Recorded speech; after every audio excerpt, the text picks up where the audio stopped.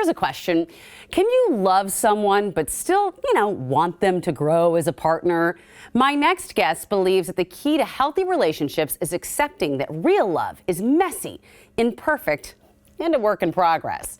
Her new book, The Joy of Imperfect Love, is available now. Here's my conversation with clinical psychologist and author, Dr. Carla Marie Manly. I know some couples who certainly seem to have it figured out. What are they doing right? Well, I think so much of the time, my book, The Joy of Imperfect Love, comes from a paradigm of attachment.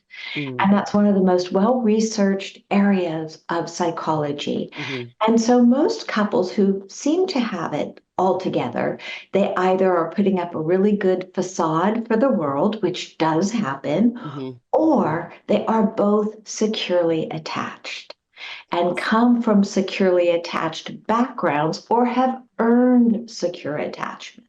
The thing about attachment theory, which I think is fascinating, is that you have no choice really about how you became attached as a child, right? So if your childhood was a certain way, how do we make sure as adults we are trying to be as secure in our relationships as possible? And you're spot on with that.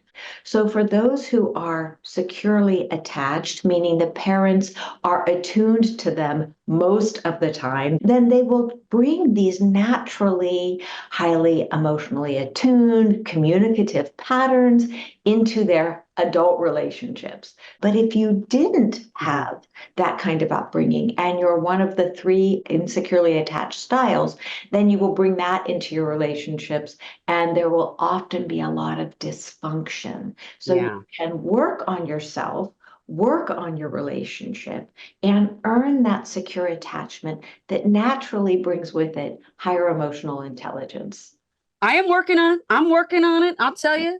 I think I'm sketchy attached. I don't know. No, just bringing it back a little bit from the academic to an experiment that you have that I think is fascinating.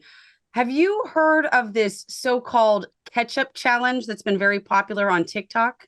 Yes, and I think the catch-up challenge is funny because I'm not on TikTok much, but I did go on to actually look at the challenge, and so many of them are staged. They're obviously couples having fun with each other, doing a good job of playing for the camera. Yeah.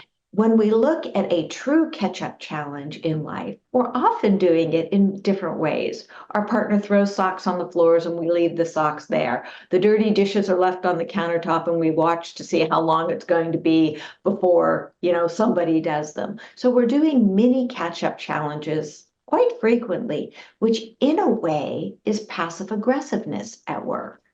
Really, Mm. the more relational way, the relational intelligence would ask us to say to our partner, hey, hon, it really drives me crazy that you leave your dirty laundry on the floor. Would you please pick it up? So what you're saying is I shouldn't have done this with my husband for just for fun. If we're doing it just for fun, can absolutely be wonderful because then it becomes a talking point. We can connect over it. So you have two different attachment styles. So you're securely attached and then you're not. Can you accept someone as they are if they're willing to grow? If we are imperfect, we are naturally going to need to grow if we want to evolve. Where it gets problematic is in the situations where somebody does not want to grow. Yeah. Because the truth is, Amity, that we change every day. Life changes us. I prefer to be at the helm. I prefer to change myself consciously. And in relationships, many people will say, I don't want to change for my partner. I'm not changing for my partner. Well, of course, if your partner is asking you to devolve, to become a worse person, absolutely have strong boundaries. But if your partner is gently asking you, hey, honey, could you be a little more tidy? Could you be a little kinder? Well, why not? Why wouldn't we want to change for the better? Absolutely. Why not, right?